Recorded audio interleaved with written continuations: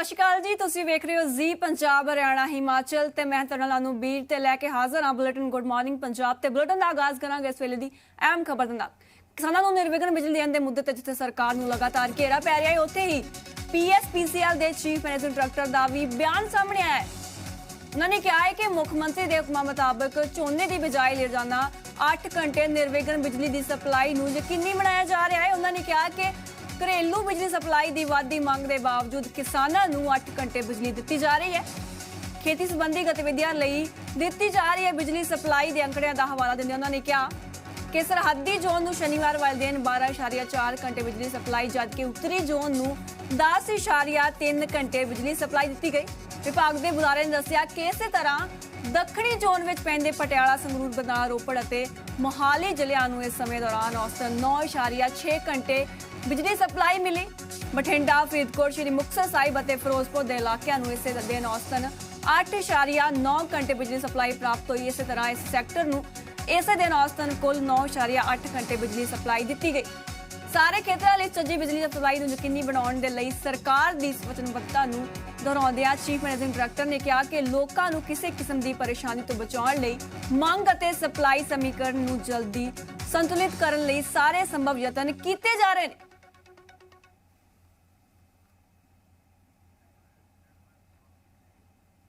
पंजाब कांग्रेस तो राज सभा मैंबर प्रताप सिंह बाजवा ने बिजली की कटौती के मसले ते PSPCL नूं जिम्मेवार ठहराउंदे हुए कैप्टन सरकार तो PSPCL की जवाबदेही तय करने की मांग की है। उन्होंने मुख्यमंत्री नूं PSPCL के जिम्मेवार अधिकारियों खिलाफ एक्शन लैण की सलाह भी दी है। प्रताप सिंह बाजवा का कहना है कि PSPCL बिजली सप्लाई की तैयारी करने च नाकाम साबित हुई है। नाल ही उन्होंने अकाली सरकार वेले हुए महंगे बिजली समझौतों नूं भी रिव्यू करने के मुख्यमंत्री के बयान का समर्थन किया है। इस तो अलावा उन्होंने मांग की है कि सरकार सारे घरेलू बिजली खपतकारों नूं 300 यूनिट मुफ्त बिजली देवे।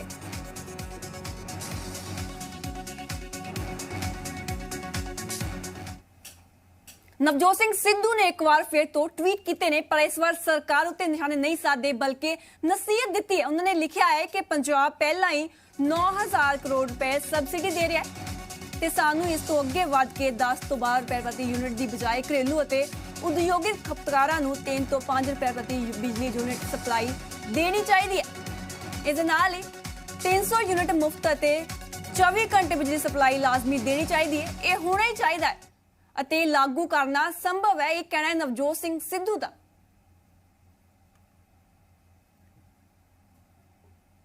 नवजोत सिंह सिद्धू ने ट्वीट करके बिजली खरीद समझौतिਆਂ ਨੂੰ रद्द करने की मांग की है पर इस बार पंजाब सरकार की थां हाईकमान ਨੂੰ अगे रखिया। उन्होंने लिखा कि कांग्रेस हाईकमान के वलों दिते लोक पक्षी 18 नुकाती एजेंडे ਨੂੰ पूरा करने की शुरुआत बादलों वलों किए बिजली खरीद समझौतिਆਂ ਨੂੰ रद्द करके की जाए।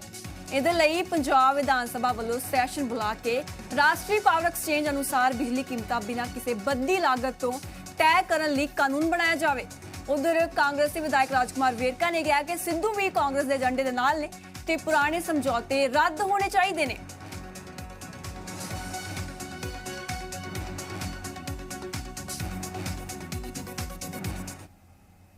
मुख्यमंत्री दे पिछली सरकार वेले कीते गए PPA दे रिव्यू करन दे बयान ते अकाली दल आगू प्रेम सिंह चंदूमाजरा दा पलटवार भी सामने आए। उन्होंने कहा है कि अपनी अणगहली नूं छुपाउण दे लई मुख्यमंत्री अजिहियां गल्लां कर रहे हैं। चंदूमाजरा ने कहा कि पंजाब च सरप्लस बिजली की समस्या सूबा कांग्रेस के नलायकी ते मिसमैनेजमेंट करके आई है क्योंकि अफसरशाही ने अखबारों के विच गलत खबरां करके अगाऊं बिजली खरीदण च असफल सिद्ध हुई है। हुण दस दिए कि मुख्यमंत्री के बयान से प्रेम सिंह चंदूमाजरा ने पलटवार किया। उन्होंने कहा कि सरकार अपनी अणगहली छुपाउण दे लई इहो जिहे बयान दे रही है क्योंकि अफसरशाही ने जी मिसमैनेजमेंट हुई है तो अखबारों च गलत खबरां करके अगाऊं बिजली खरीदण च असफल सिद्ध हुई है सरकार। श्रोमणी अकाली दल के समय के जोड़े एग्रीमेंट होए ने बिजली संबंधी इन्हों तो सिर्फ एक बहाना बना रहे हैं। इन्हों तो एक अपनी कताही लापरवाही तो लुकण का एक सहारा ले रहे हैं। तो 4.5 साल हो गए जो इन्होंने रद्द करने से कर देंगे तो 4.5 साल जदों का मानसूना ठीक सी उदों तो वह समझौते ठीक सी। अज जे मानसूना कमज़ोर पई आ तो हुण उन्होंने समझौतिਆਂ ਨੂੰ आधार बना लिया। मतलब गल तो सही यह है भी इन्होंने मतलब सही मैनेजमेंट नहीं हुई।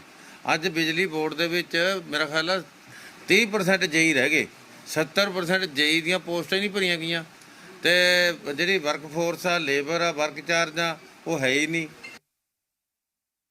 ਪੰਜਾਬ ਦੇ ਵਿੱਚ ਬਿਜਲੀ ਸੰਕਟ ਡੂੰਘਾ ਹੁੰਦਾ ਜਾ ਰਿਹਾ ਹੈ। ਗੱਲ ਭਾਖੜਾ ਡੈਮ ਦੀ ਕੀਤੀ ਜਾਵੇ ਤਾਂ ਇਸ ਦਾ ਪ੍ਰਬੰਧਨ ਭਾਖੜਾ ਬਿਆਸ ਮੈਨੇਜਮੈਂਟ ਬੋਰਡ ਦੇ ਵੱਲੋਂ ਕੀਤਾ ਜਾਂਦਾ ਹੈ। ਬੋਰਡ ਨੇ ਦੱਸਿਆ ਕਿ ਭਾਖੜਾ ਡੈਮ ਦੇ ਵਿੱਚ ਗੋਬਿੰਦ ਸਾਗਰ ਝੀਲ ਦਾ ਪਾਣੀ ਦੀ ਆਮਦ ਮੁਤਾਬਿਕ ਬਿਜਲੀ ਦਾ ਉਤਪਾਦਨ ਹੁੰਦਾ ਹੈ। ਜੇਕਰ ਪਾਣੀ ਦਾ ਪੱਧਰ ਵੱਧਦਾ ਹੈ ਤਾਂ ਬਿਜਲੀ ਉਤਪਾਦਨ ਵੀ ਵੱਧ ਜਾਂਦਾ ਹੈ। ਪੰਜਾਬ 'ਚ ਕਰੀਬ 13,000 ਮੈਗਾਵਾਟ ਤੋਂ ਵੀ ਵੱਧ ਦੀ ਬਿਜਲੀ ਦੀ ਖਪਤ ਹੈ, ਜਿਸ ਨੂੰ PSPCL ਹੋਰਨਾਂ ਸਰੋਤਾਂ ਤੋਂ BBMB ਮੈਨੇਜਮੈਂਟ ਤੋਂ ਲੈਂਦੇ ਨੇ।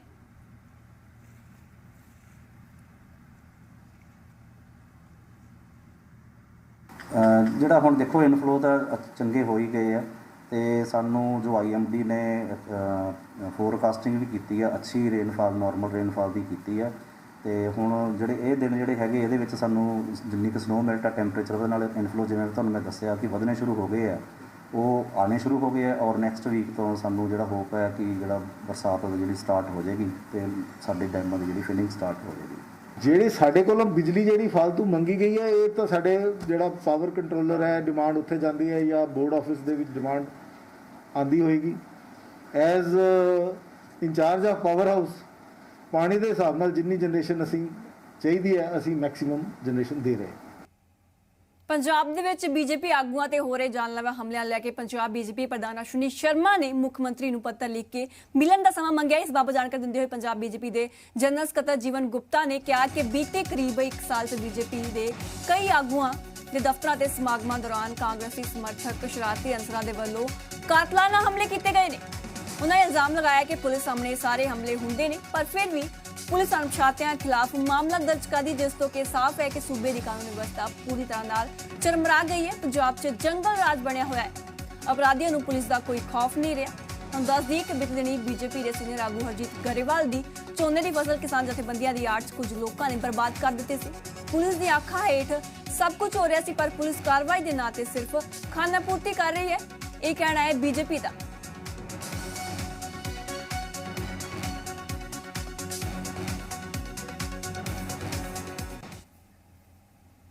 ਸੰਗਰੂਰ ਦੇ ਵਿੱਚ ਖੇਤੀ ਕਾਨੂੰਨਾਂ ਦੇ ਖਿਲਾਫ ਪਿੰਡ ਭੁੱਲੜਹੇੜੀ 'ਚ ਭਾਰਤੀ ਕਿਸਾਨ ਯੂਨੀਅਨ ਰਾਜੇਵਾਲ ਨੇ ਐਲਾਨ ਕੀਤਾ ਹੈ ਕਿ ਜਦੋਂ ਤੱਕ ਅੰਦੋਲਨ ਚੱਲੇਗਾ ਉਦੋਂ ਤੱਕ ਪਿੰਡ ਦੇ ਵਿੱਚ ਕਿਸੇ ਵੀ ਆਗੂ ਨੂੰ ਆਉਣ ਨਹੀਂ ਦਿੱਤਾ ਜਾਵੇਗਾ। ਇਸ ਦੇ ਲਈ ਗੁਰਦੁਆਰੇ ਦੇ ਵਿੱਚ ਬਕਾਇਦਾ ਅਨਾਉਂਸਮੈਂਟ ਵੀ ਕੀਤੀ ਗਈ। ਉਹਨਾਂ ਦਾ ਕਹਿਣਾ ਹੈ ਕਿ ਪਿੰਡ ਸੁੱਖ ਰੋਗ ਦੇ ਪ੍ਰੋਗਰਾਮ 'ਚ ਕਿਸੇ ਵੀ ਰਾਜਨੀਤਿਕ ਲੀਡਰ ਨੂੰ ਦਾਖਲ ਨਹੀਂ ਹੋਣ ਦਿੱਤਾ ਜਾਵੇਗਾ। ਜੋ ਅੱਜ ਸਾਨੂੰ ਕਿਸਾਨ ਯੂਨੀਅਨ ਵੱਲੋਂ ਮੈਸੇਜ ਆਇਆ ਹੈ ਵੀ ਕਿਸੇ ਸਿਆਸੀ ਆਗੂ ਨੂੰ ਅਸੀਂ ਪਿੰਡ 'ਚ ਨਹੀਂ ਵੜਨ ਦੇਣਾ। ਅਸੀਂ ਸਿਆਸੀ ਆਗੂਆਂ ਨੂੰ ਵੀ ਬੇਨਤੀ ਕਰੀ ਹੈ ਵੀ ਸਾਡੇ ਨਗਰ 'ਚ ਨਾ ਆਓ। ਅਸੀਂ ਜਿਹੜੇ ਵਰਕਰ ਸਾਦੇ ਨੇ ਉਹਨਾਂ ਨੂੰ ਵੀ ਬੁਲਾ ਕੇ ਗੁਰੂ ਘਰ ਇਕੱਠੇ ਹੋ ਕੇ ਸਹਿਮਤੀ ਨਾਲ ਉਹਨਾਂ ਨੂੰ ਵੀ ਕਿਹਾ ਵੀ ਕਿਸੇ ਨੂੰ ਸੱਦਣਾ ਨਹੀਂ, ਚਾਹੇ ਗਮੀ ਹੈ, ਚਾਹੇ ਸਾਦੀ ਹੈ, ਚਾਹੇ ਦੁੱਖ ਹੈ, ਸੁੱਖ ਹੈ। ਮੋਗਾ ਦੇ ਪਿੰਡ ਮਲਿਆਣਾ 'ਚ ਪੰਚਾਇਤ ਵੱਲੋਂ ਕਿਸਾਨ ਜਥੇਬੰਦੀਆਂ ਦੇ ਵਿਰੋਧ 'ਚ ਮਤੇ ਪਾਏ ਗਏ ਨੇ। ਪਿੰਡ ਦੇ ਸਰਪੰਚ ਦਾ ਕਹਿਣਾ ਹੈ ਕਿ ਉਗਰਾਹਾ ਗਰੁੱਪ ਤੇ ਕਿਰਤੀ ਕਿਸਾਨ ਯੂਨੀਅਨ ਦਾ ਵਿਰੋਧ ਕੀਤਾ ਜਾਵੇਗਾ। ਬਾਕੀ ਅਸੀਂ ਕਿਸਾਨਾਂ ਦੇ ਨਾਲ ਆ। ਦੱਸਣਯੋਗ ਹੈ ਕਿ ਕੁਝ ਦਿਨ ਪਹਿਲਾਂ ਸਾਬਕਾ ਵਿਧਾਇਕ ਰਾਜਵਿੰਦਰ ਕੌਰ ਦਾ ਪਿੰਡ 'ਚ ਜਥੇਬੰਦੀਆਂ ਵੱਲੋਂ ਵਿਰੋਧ ਕੀਤਾ ਗਿਆ ਸੀ। ਇਸੇ ਹੀ ਕਰਕੇ ਸਰਪੰਚਾਂ ਦੇ ਵੱਲੋਂ ਜਥੇਬੰਦੀਆਂ ਦਾ ਵਿਰੋਧ ਕੀਤਾ ਜਾ ਰਿਹਾ। ਉਹਨਾਂ ਦਾ ਕਹਿਣਾ ਹੈ ਕਿ ਆਗੂਆਂ ਨੂੰ ਪਿੰਡ 'ਚ ਨਾ ਆਉਣ ਦੇਣ ਕਰਕੇ ਪਿੰਡ ਦਾ ਵਿਕਾਸ ਨਹੀਂ ਹੋ ਰਿਹਾ, ਜਿਸ ਕਰਕੇ ਅਸੀਂ ਵੀ ਜਥੇਬੰਦੀਆਂ ਦਾ ਵਿਰੋਧ ਕਰਦੇ ਹਾਂ।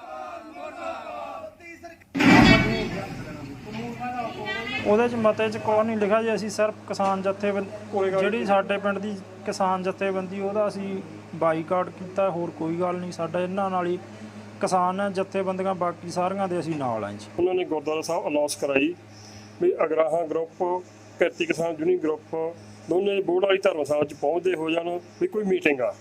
ਗੁਰੂ ਸਾਹਿਬ ਦੀ ਹਜ਼ੂਰੀ 'ਚ ਗੁਰੂ ਸਾਹਿਬ ਦੇ ਗ੍ਰੰਥੀਆਂ ਤੋਂ ਵੀ ਝੂਠ ਬੁਲਾਇਆ ਗਿਆ ਵੀ ਮੀਟਿੰਗ ਬੋਲੀ ਗਈ ਆ। ਜੇ ਸਾਨੂੰ ਉਹ ਬੋਲ ਦਿੰਦੇ ਵੀ ਘਰਾਓ ਕਰਨਾ, ਅਸੀਂ ਬੀਬੀ ਆਉਣ ਤੇ ਘਰਾਓ ਕਰਾਂਗੇ, ਤਾਂ ਅਸੀਂ ਬੀਬੀ ਨੂੰ ਸਵੇਰੇ 8 ਵਜੇ ਤੋਂ ਪਹਿਲਾਂ ਹੀ ਮਨਾ ਕਰ ਦਿੰਦੇ। ਜੋ ਕਾਲ ਕੀਤੀ ਗਈ ਜਿਹੜੀਆਂ ਰਾਜਨੀਤਿਕ ਪਾਰਟੀਆਂ, ਇਹਨਾਂ ਨੂੰ ਕਿਸੇ ਨੂੰ ਵੀ ਚਾਹੇ ਅਕਾਲੀ ਦਲ ਆ, ਚਾਹੇ ਕਾਂਗਰਸ ਆ, ਚਾਹੇ ਝਾੜੂ, ਇਹਨਾਂ ਨੂੰ ਪਿੰਡਾਂ 'ਚ ਨਹੀਂ ਵੜਨ ਦੇਣਾ।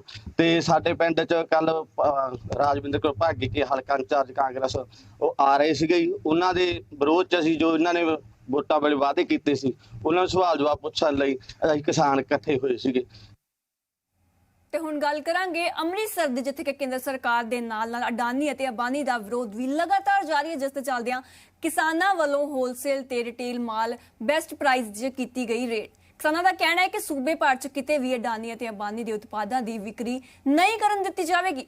ਕਿਸਾਨ ਜਥੇਬੰਦੀਆਂ ਦੇ ਵੱਲੋਂ ਟਰਾਂਸਪੋਰਟਰਾਂ ਨੂੰ ਚੇਤਾਵਨੀ ਦਿੰਦਿਆਂ ਹੋਏ ਕਿਹਾ ਕਿ ਉਹ ਅੰਬਾਨੀ ਅਤੇ ਅਡਾਨੀ ਦੀਆਂ ਵਪਾਰਕ ਵਸਤਾਂ ਨੂੰ ਪੰਜਾਬ 'ਚ ਨਾ ਲਿਆਉਣ ਤੇ ਜੇਕਰ ਕੋਈ ਲਿਆਉਂਦਾ ਹੈ ਤਾਂ ਉਸ ਦਾ ਟਰੱਕ ਕਬਜ਼ੇ 'ਚ ਲਿਆ ਜਾਵੇਗਾ, ਜਿਸ ਦੇ ਜ਼ਿੰਮੇਵਾਰ ਉਹ ਆਪ ਹੋਣਗੇ। 9 ਮਹੀਨੇ ਹੋ ਗਏ ਆ ਟੋਲ ਪਲਾਜ਼ੇ ਤੇ ਧਰਨਾ ਲਾਇਆ ਨੂੰ। ਉਦੋਂ ਵੀ ਪਹਿਲੋਂ ਅਸੀਂ ਇਹ ਤੋਂ ਬੈਸਟ ਪ੍ਰਾਈਜ਼ ਵਾਲਿਆਂ ਨੂੰ ਇਸ ਤੋਂ ਪਹਿਲਾਂ 3 ਵਾਰ ਵਾਰਾਂ ਕਰਕੇ ਗਏ ਆ ਭਾਈ ਤੁਸੀਂ ਡਾਨੀ ਬਾਨੀ ਦਾ ਸਮਾਨ ਨਾ ਵੇਚੋ। ਇਹ ਉਹ ਕੰਮ ਤੋਂ ਉਦੋਂ ਜਿੱਦਣ ਅਸੀਂ ਆਉਣੇ ਉਦੋਂ ਸਮਾਨ ਚੁੱਕ ਦਿੰਦੇ ਆ ਤੇ ਫੇਰ ਸਾਡੇ ਗਏ ਤੋਂ 2 ਦਿਨ ਬਾਅਦ ਸਮਾਨ ਲਾ ਦਿੰਦੇ ਆ ਤੇ ਫੇਰ ਵੇਚਣਾ ਸ਼ੁਰੂ ਕਰ ਦਿੰਦੇ ਆ। ਕਦੇ ਇੱਕ ਹੀ ਪਾਰਟੀ 'ਚ ਰਹਿੰਦੇ ਵਿਰੋਧੀਆਂ ਤੇ ਵਾਰ ਕਰਨ ਵਾਲੇ ਸੁਖਬੀਰ ਸਿੰਘ ਬਾਦਲ ਅਤੇ ਸ਼ੇਰ ਸਿੰਘ ਘੁਬਾਇਆ ਹੁਣ ਆਮੋ ਸਾਹਮਣੇ ਨੇ। ਜਿੱਥੇ ਇੱਕ ਪਾਸੇ ਫਾਜ਼ਿਲਕਾ ਪਹੁੰਚੇ ਸੁਖਬੀਰ ਸਿੰਘ ਬਾਦਲ ਨੇ ਘੁਬਾਇਆ ਪਰਿਵਾਰ ਤੇ ਵਰੇ, ਤਾਂ ਉੱਥੇ ਸ਼ੇਰ ਸਿੰਘ ਘੁਬਾਇਆ ਵੀ ਪਲਟਵਾਰ ਕਰਨ ਤੋਂ ਪਿੱਛੇ ਨਹੀਂ ਰਹੇ। ਦਰਅਸਲ ਸੁਖਬੀਰ ਸਿੰਘ ਬਾਦਲ ਨੇ ਕਿਹਾ ਸੀ ਕਿ ਮੇਰੀ ਸਰਕਾਰ ਬਣਨ ਤੇ ਘੁਬਾਇਆ ਨੂੰ ਭੱਜਣ ਦਾ ਰਾਹ ਨਹੀਂ ਲੱਭਣਾ, ਤਾਂ ਸ਼ੇਰ ਸਿੰਘ ਘੁਬਾਇਆ ਨੇ ਪਲਟਵਾਰ ਕਰਦੇ ਹੋਏ ਕਿਹਾ ਕਿ ਸੁਖਬੀਰ ਸਿੰਘ ਬਾਦਲ ਨੂੰ ਇਹ ਭੁਲੇਖਾ ਹੈ, ਉਸ ਨੂੰ ਸ਼ਾਇਦ ਇਹ ਨਹੀਂ ਪਤਾ ਕਿ ਸ਼ੇਰ ਅਤੇ ਸ਼ੇਰਾਂ ਦੇ ਪੁੱਤਰ ਕਦੇ ਭੱਜਦੇ ਨਹੀਂ, ਹਮੇਸ਼ਾ ਭਜਾਉਂਦੇ ਨੇ।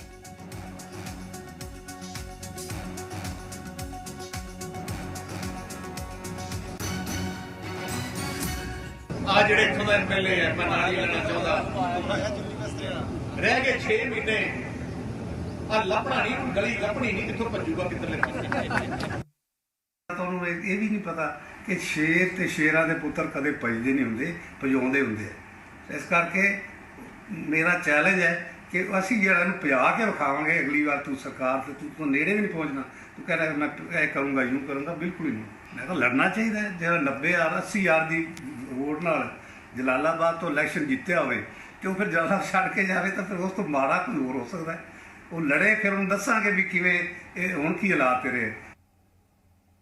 ਤੇ ਹੁਣ ਅਗਲੀ ਖਬਰ ਰੁਕ ਕਰਾਂਗੇ ਜੋ ਕਿ ਮੋਗਾ ਤੋਂ ਸਾਹਮਣੇ ਆਈ, ਜਿੱਥੇ ਕਿ ਪੁਲਿਸ ਨੇ ਫਰੋਤੀ ਤੇ ਟਾਰਗੇਟ ਕਿਲਿੰਗ ਦੀ ਵੱਡੀ ਸਾਜ਼ਿਸ਼ ਨੂੰ ਨਾਕਾਮ ਕਰਦਿਆਂ ਖਾਲਿਸਤਾਨ ਟਾਈਗਰ ਫੋਰਸ ਦੇ 3 ਕਾਰਕੁਨਾਂ ਨੂੰ ਗ੍ਰਿਫਤਾਰ ਕੀਤਾ ਹੈ। ਪੁਲਿਸ ਨੂੰ ਫੜੇ ਗਏ ਮੁਲਜ਼ਮਾਂ ਦੇ ਕੋਲੋਂ 20 ਗ੍ਰਾਮ ਹੈਰੋਇਨ, ਜ਼ਿੰਦਾ ਕਾਰਤੂਸ, 32 ਬੋਰ ਦੀ ਪਿਸਟਲ ਅਤੇ ਇੱਕ ਕਾਰ ਵੀ ਬਰਾਮਦ ਹੋਈ ਹੈ। ਉਧਰ ਤਿੰਨੇ ਮੁਲਜ਼ਮਾਂ ਨੂੰ ਕੋਰਟ 'ਚ ਪੇਸ਼ ਕਰਕੇ 3 ਦਿਨੀ ਰਿਮਾਂਡ ਵੀ ਹਾਸਲ ਕਰ ਲਈ ਗਈ ਹੈ। ਜਾਣਕਾਰੀ ਦਿੰਦਿਆਂ ਮੋਗਾ ਪੁਲਿਸ ਦੇ ਡੀਐਸਪੀ ਨੇ ਦੱਸਿਆ ਕਿ ਮੋਗਾ ਪੁਲਿਸ ਨੇ ਸਮਾਲਸਰ ਨੇੜਿਓਂ ਇਹ ਗ੍ਰਿਫਤਾਰੀ ਕੀਤੀ ਹੈ।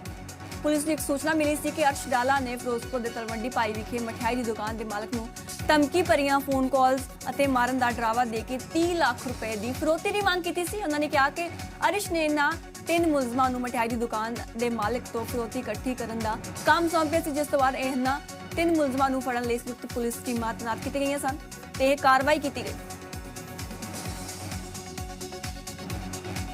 ਇਨਫੋਰਮੇਸ਼ਨ ਸੀਗੀ ਵੀ ਇਹ ਜਿਹੜਾ ਪਹਿਲਾਂ ਹੋਈ ਅਰਸ਼ ਹੈ ਉਹਦੇ ਨਾਲ ਦੇ ਰਿਲੇਟਡ ਨੇ ਬੰਦੇ, ਤੇ ਇਹਨਾਂ ਨੂੰ ਅਸੀਂ ਕੱਲ ਸਮਾਲਸਰ ਤੋਂ ਗ੍ਰਿਫਤਾਰ ਕੀਤਾ। ਸਮਾਲਸਰ ਦੇ ਕੋਲੋਂ ਤੇ ਇਹਨਾਂ ਦੇ 3 ਦੇ ਨਾਮ ਹੈ, ਇੱਕ ਦਾ ਨਾਮ ਰਿਸ਼ਪਾਲ ਸਿੰਘ ਹੈ, ਇੱਕ ਦਾ ਨਾਮ ਯਾਦਵਿੰਦਰ ਹੈ ਤੇ ਇੱਕ ਦਾ ਨਾਮ ਤਲਵਿੰਦਰ ਏਲੀਅਸ ਮਿੰਟੂ ਹੈ।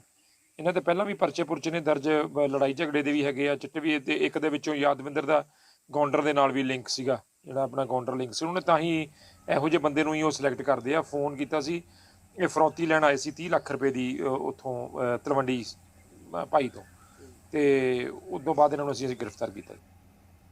ਤੇ ਗੱਲ ਕਰਾਂਗੇ ਲੁਧਿਆਣਾ ਦੀ 14 ਸਾਲ ਦੀ ਨਮਿਆ ਜੋਸ਼ੀ ਦੀ, ਜੋ ਕਿ ਕਿਸੇ ਮਿਸਾਲ ਤੋਂ ਘੱਟ ਨਹੀਂ ਹੈ। ਸਾਲ 2020 ਵਿੱਚ ਕੌਮੀ ਬਾਲ ਪੁਰਸਕਾਰ ਨਾਲ ਉਸ ਨੂੰ ਸਨਮਾਨਿਤ ਕੀਤਾ ਗਿਆ ਤੇ ਹੁਣ ਡਾਇਨਾ ਅਵਾਰਡ ਨਾਲ ਉਸ ਨੂੰ ਨਵਾਜਿਆ ਗਿਆ। ਇਹ ਸਨਮਾਨ ਉਹਨਾਂ ਬੱਚਿਆਂ ਨੂੰ ਜਾਂਦਾ ਹੈ ਜੋ ਕਿ ਸਮਾਜ ਦੇ ਵਿੱਚ ਰਹਿੰਦੇ ਨੇ ਅਤੇ ਅਹਿਮ ਭੂਮਿਕਾ ਨਿਭਾਉਂਦੇ ਹੋਏ ਸਮਾਜ ਦੀ ਸੇਵਾ ਕਰ ਰਹੇ ਨੇ। ਹਰ ਬੱਚਾ ਪ੍ਰਤਿਭਾਸ਼ਾਲੀ ਹੁੰਦਾ ਹੈ, ਬਸ ਲੋੜ ਹੁੰਦੀ ਹੈ ਉਸ ਨੂੰ ਪਛਾਣਨ ਦੀ ਅਤੇ ਤਰਾਸ਼ਣ ਦੀ।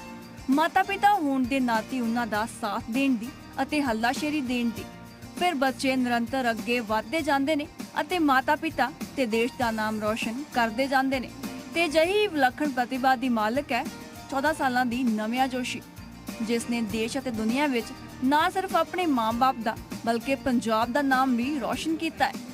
ਦਰਅਸਲ 2020 ਦੇ ਵਿੱਚ ਨਮਿਆ ਜੋਸ਼ੀ ਨੇ ਕੌਮੀ ਬਾਲ ਪੁਰਸਕਾਰ ਹਾਸਲ ਕੀਤਾ ਸੀ ਤੇ ਹੁਣ ਉਸ ਨੂੰ ਡਾਇਨਾ ਅਵਾਰਡ ਦੇ ਨਾਲ ਨਵਾਜਿਆ ਗਿਆ ਹੈ, ਜੋ ਕਿ ਮਹਾਰਾਣੀ ਡਾਇਨਾ ਦੀ ਯਾਦ ਵਿੱਚ ਉਹਨਾਂ ਬੱਚਿਆਂ ਨੂੰ ਦਿੱਤਾ ਜਾਂਦਾ ਹੈ ਜੋ ਸਮਾਜ ਦੇ ਵਿੱਚ ਰਹਿੰਦਿਆਂ ਅਹਿਮ ਭੂਮਿਕਾ ਨਿਭਾਉਂਦੇ ਨੇ ਤੇ ਲੋਕਾਂ ਦੀ ਸੇਵਾ ਕਰਦੇ ਨੇ। मेरे को प्रधानमंत्री राष्ट्रीय बाल पुरस्कार 2020 में मिला है। उसमें मैंने माइनक्राफ्ट एक ऑलरेडी गेम है, तो उसमें मैं एजुकेशनल लेसन्स बनाती हूँ और मैं वो एजुकेशन कम्युनिटी के साथ शेयर करती हूँ कि मेरे को लगता है कि जब हम देख के सीखते हैं हमें ज़्यादा अच्छे से समझ आता है। और मुझे रिसेंटली अभी इसी के लिए डायना अवार्ड भी मिला है। वो princess of Wales princess Diana जो थी उनकी मेमोरी में ये अवार्ड है। ये उनको मिलता है जो ह्यूमैनिटी के लिए काम करते हैं और जो सोशल सर्विसेज करते हैं। ਨਵਿਆ ਨੇ 5ਵੀਂ ਜਮਾਤ ਤੋਂ ਹੀ ਕੰਪਿਊਟਰ ਦੇ ਵਿੱਚ ਮੁਹਾਰਤ ਹਾਸਲ ਕਰ ਲਈ ਸੀ, ਜਿਸ ਤੋਂ ਬਾਅਦ ਉਸਨੇ ਮਾਈਨਕ੍ਰਾਫਟ ਗੇਮ ਦੇ ਵਿੱਚ ਐਜੂਕੇਸ਼ਨਲ ਅਧਿਆਇ ਜੋੜ ਕੇ ਸਿੱਖਿਆ ਨੂੰ ਹੋਰ ਵੀ ਸੌਖਾ ਬਣਾ ਦਿੱਤਾ। ਇਸ ਤਰੀਕੇ ਵਿਦਿਆਰਥੀ ਗੇਮਾਂ ਖੇਡਦੇ ਹੋਏ ਨਾਲ-ਨਾਲ ਸਿੱਖਿਆ ਹਾਸਲ ਕਰ ਲੈਂਦੇ ਨੇ। ਇੰਨਾ ਹੀ ਨਹੀਂ, ਹੁਣ ਦੇਸ਼ਾਂ ਦੇ ਨਾਲ-ਨਾਲ ਵਿਦੇਸ਼ਾਂ ਦੇ ਵਿੱਚ ਵੀ ਇਸ ਤਕਨੀਕ ਨੂੰ ਅਧਿਆਪਕਾਂ ਦੇ ਨਾਲ-ਨਾਲ ਵਿਦਿਆਰਥੀ ਵੀ ਉਸ ਤੋਂ ਸਿੱਖ ਰਹੇ ਨੇ। तो मैं ऐसे ही टीचर्स को भी ट्रेन करती हूँ, स्टूडेंट्स को भी। मैंने अभी 1000+ टीचर्स स्टूडेंट्स को ट्रेन करा है कि कैसे वो गेमिफाइड टूल्स यूज़ कर सकते हैं क्लासेस में, ताकि एक बोरिंग क्लासरूम को लोग एक इंटरेस्टिंग क्लासरूम बना सकते हैं। ਨਵਿਆ ਦੀ ਮਾਤਾ ਮੋਨਿਕਾ ਜੋਸ਼ੀ ਉਸ ਦੀ ਇਸ ਉਪਲਬਧੀ ਤੋਂ ਕਾਫੀ ਖੁਸ਼ ਨੇ। ਉਹਨਾਂ ਨੇ ਕਿਹਾ ਹੈ ਕਿ ਉਹਨਾਂ ਨੂੰ ਆਪਣੀ ਬੇਟੀ ਤੇ ਮਾਣ ਹੈ ਅਤੇ ਸਾਰਿਆਂ ਨੂੰ ਆਪਣੀਆਂ ਬੇਟੀਆਂ ਨੂੰ ਜ਼ਰੂਰ ਪੜ੍ਹਾਉਣਾ ਚਾਹੀਦਾ ਹੈ। इसका क्रिएटिव चीज़ों की तरफ काफ़ी ध्यान है एंड एक दिन जैसे ऐसे गेम खेल रही थी तो इसने मुझे बोला कि मुझे ये गेम खेलनी अच्छी लगती है एंड देन इसने खुद का जैसे बताया कि एक लेसन बना के दिखाया और क्लास में भी आगे बहुत पसंद आया उनको। तो मुझे लगा इसका इंटरेस्ट इसमें है और आई मीन लाइक फिर मुझे ऐसे लगा कि जिस चीज़ में इसका इंटरेस्ट है उसमें इसको बढ़ावा देना चाहिए। हर पेरेंट, कोई भी पेरेंट जिसका बच्चा ऐसे अचीव करेगा तो प्राउड फील होगा एंड देन गॉड को थैंक करते हैं कि लाइक ऐसी अचीवमेंट मिली है। ਸੋ ਲੋੜ ਹੈ ਬੱਚਿਆਂ ਨੂੰ ਉਤਸ਼ਾਹਿਤ ਕਰਨ ਦੀ ਤਾਂ ਜੋ ਉਹ ਦੇਸ਼ ਦਾ ਨਾਮ ਰੋਸ਼ਨ ਕਰ ਸਕਣ। ਲੁਧਿਆਣਾ ਤੋਂ ਪਰਤ ਸ਼ਰਮਾ ਦੀ ਰਿਪੋਰਟ, ਜ਼ੀ ਮੀਡੀਆ। ਕੋਰੋਨਾ ਦੂਸਰੀ ਲਹਿਰ ਥੋੜੀ ਸ਼ਾਂਤ ਹੋਈ ਤਾਂ ਹਿਮਾਚਲ ਪ੍ਰਦੇਸ਼ ਦੇ ਵਿੱਚ ਸੈਲਾਨੀਆਂ ਦੀ ਆਮਦ ਵੱਧ ਗਈ। ਸੈਲਾਨੀ ਲਗਾਤਾਰ ਪਹਾੜਾਂ ਵੱਲ ਰੁਖ ਕਰ ਰਹੇ ਨੇ। ਕੁੱਲੂ ਮਨਾਲੀ 'ਚ ਬਿਆਸ ਨਦੀ ਤੇ ਰੌਣਕ ਪਰਤਾਈ ਹੈ। ਸੈਲਾਨੀ ਰਿਵਰ ਰਾਫਟਿੰਗ ਦਾ ਲੁਤਫ ਉਠਾ ਰਹੇ ਨੇ। ਵੇਖੋ ਸਾਡੇ ਸਹਿਯੋਗੀ ਸੰਦੀਪ ਸਿੰਘ ਦੀ ਇਹ ਖਾਸ ਰਿਪੋਰਟ।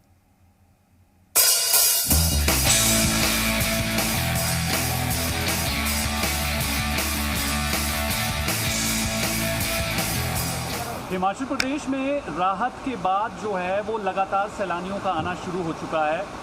कुल्लू मनाली की खूबसूरत वादियों में ज़बरदस्त तरीके से सैलानी यहाँ पर पहुँच रहे हैं और यहाँ के जितने भी फेमस टूरिस्ट डेस्टिनेशंस हैं वहाँ पर भारी भरकम भीड़ जो है वो देखने को मिल रही है। लेकिन अब जो है सड़क और दूसरे इलाकों के साथ साथ ब्यास नदी में भी एक बार फिर से रौनक लौट आई है, क्योंकि इसमें वाइट रिवर राफ्टिंग जो है वो काफ़ी फेमस यहाँ पर है।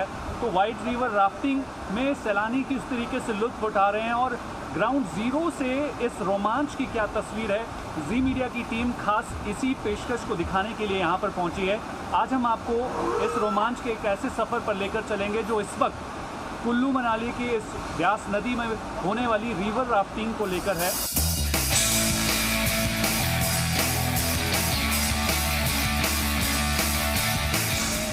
तो सेफ्टी के लिए लाइफ जैकेट का होना बेहद ज़रूरी है। आपको इसको सही तरीके से पहनना है और इसके बाद आपको हेलमेट का पहनना भी ज़रूरी है, क्योंकि ये रोमांच से भरा हुआ खेल है। रोमांच में जो है वो सेफ्टी सबसे ज़्यादा मायने रखती है। अगर आप इन चीज़ों को जो है फॉलो करेंगे तो इस एडवेंचर खेल का आप सही तरीके से लुत्फ उठा सकेंगे। कहीं पे भी आप इस तरीके की रिवर राफ्टिंग का रोमांच कर रहे हैं तो ज़रूर जैकेट और हेलमेट को ज़रूर पहनें।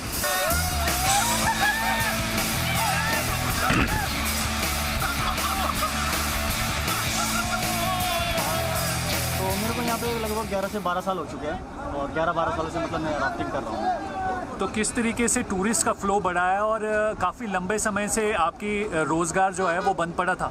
जी हाँ जी, बिल्कुल बहुत ज़्यादा मुश्किल हो रही थी। अभी तो खैर बहुत अच्छा लग रहा है, टूरिस्ट अभी बहुत आ रहा है, बहुत मज़ा भी आ रहा है। तो जो लॉकडाउन में था बहुत ज़्यादा परेशानियाँ तो हुई, पर क्या करें, एक वक्त होता है, निकल जाता है। तो यानी ये अच्छा चल रहा है सर। यानी ये कह सकते हैं कि रिवर राफ्टिंग जो बंद पड़ी थी ब्यास नदी में एक बार फिर से रौनक लौट आई है? जी जी बिल्कुल बिल्कुल, आपको इसको ही बोल रहे हैं, बहुत ही ज़्यादा रौनक आई है, पहले से बहुत ही ज़्यादा हो रहा है और टूरिस्ट बहुत ही ज़्यादा है इन महीनों में।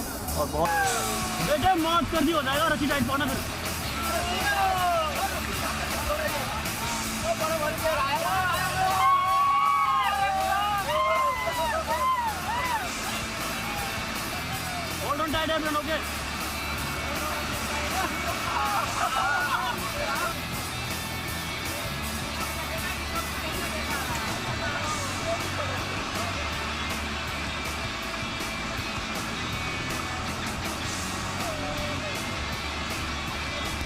इस वक्त हम लोग व्यास नदी के बिल्कुल बीचों बीच हैं और राफ्टिंग का किस तरीके से मज़ा लिया जाता है और यहाँ पहुँचते हुए जो भी सैलानी इसका लुत्फ उठाते हैं उसकी तस्वीर आप लगातार हमारी इस स्पेशल रिपोर्ट में देख रहे हैं। बेटे मौत कर दी हो जाएगा रस्सी टाइट पाना फिर।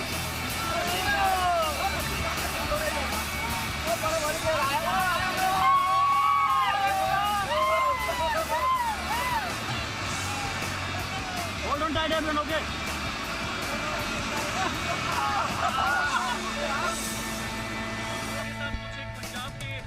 जो टूरिस्ट हैं उन्हीं से पूछ लेते हैं।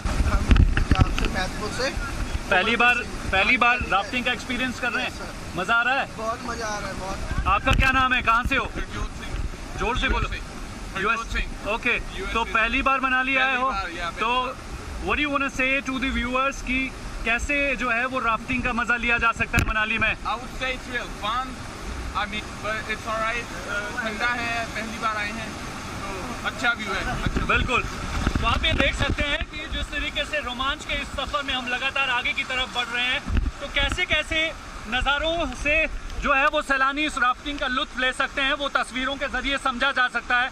ये एक्सक्लूसिव तस्वीर हम आपको व्यास नदी के इस उफनते जो बहाव से दिखा रहे हैं, किस तरीके से लगातार राफ्ट में बैठे हुए सैलानी जो हैं यहाँ पर कैसे पहुँचकर मज़ा लेते हैं, उसकी एक झलक दिखाने की कोशिश कर रहे हैं। उम्मीद करते हैं आपको हमारी इस रोमांचकारी रिपोर्ट के बाद देखकर ज़रूर मज़ा आया होगा। जब भी आप अगली बार यहाँ पर आएँ तो इस तरीके का लुत्फ जो है वो आप ले सकते हैं। और दूसरी तरफ यहाँ पहुँच रहे सैलानियों की भीड़ के बाद एक बार फिर से रौनक लौट आई है और इस व्यवसाय से जुड़े लोगों के चेहरे जो हैं वो एक बार फिर से खिल उठे हैं। संदीप सिंह, ज़ी मीडिया, मनाली, हिमाचल प्रदेश।